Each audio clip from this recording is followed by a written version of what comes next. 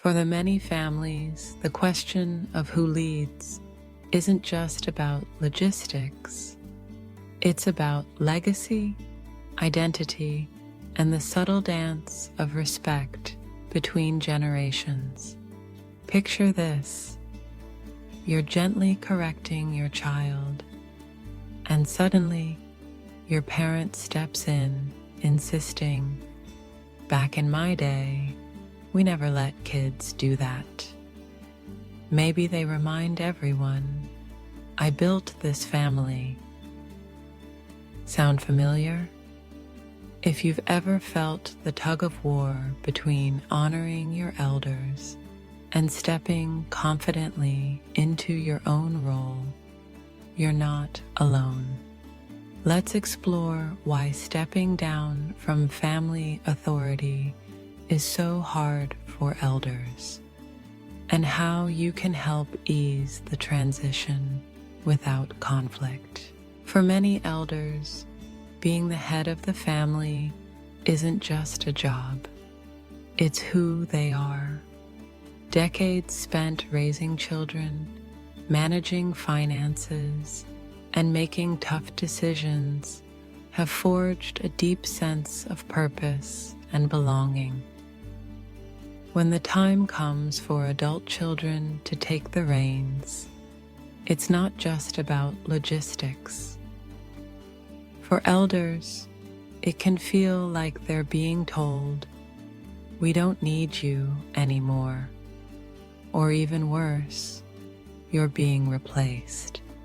What looks like stubbornness or a refusal to let go is often something much more vulnerable, a fear of fading into the background, of being left behind as life moves forward. It's important to recognize that resisting retirement from authority isn't always about ego. More often, it's about wanting to protect what they've built and to ensure the family's legacy endures. There's an underlying hope to remain respected and a deep uncertainty about what comes next. In their mind, holding on isn't an act of control. It's an act of love, defense, and safeguarding the values and traditions that matter most. But families are living systems, always growing and changing. When elders cling too tightly to authority, what is intended as stability can inadvertently create tension and push new leaders away. Transitioning leadership within a family requires emotional intelligence from everyone involved.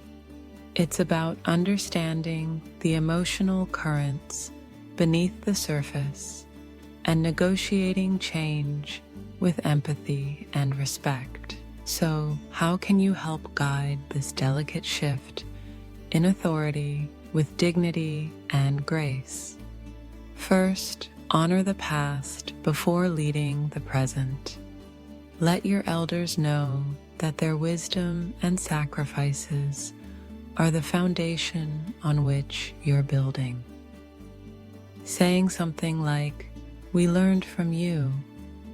Now we want to build forward," with your blessing, shows respect and inclusion rather than dismissal.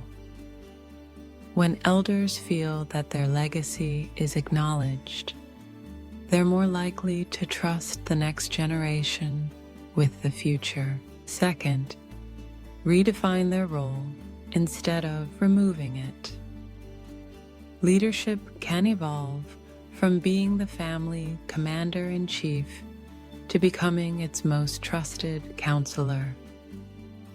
Offer opportunities for elders to share their insights and experiences as mentors, advisors, and storytellers. This helps them remain a vital presence, still leading, but in a new and meaningful way. Third, set gentle boundaries early and clearly. Let them know, we'd love your advice at the right time. It's not about silencing their voice, but about creating space for the new generation to grow and make decisions. Timing and context matter. By setting expectations together, you ensure that everyone feels heard and respected. Ultimately, leadership isn't always about being in charge. Sometimes, the greatest act of leadership is knowing when to pass the torch and how to do so with grace. Retirement from authority doesn't mean irrelevance. Instead, it's a chance to shift from power to presence, from directing every move to supporting, guiding, and celebrating new beginnings. So, what about you? What's been the hardest part about sharing family leadership in your home? Share your thoughts and experiences.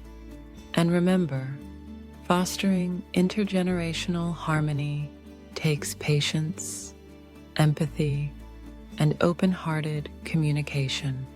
Stay tuned for more wisdom on building emotional growth and family unity across generations.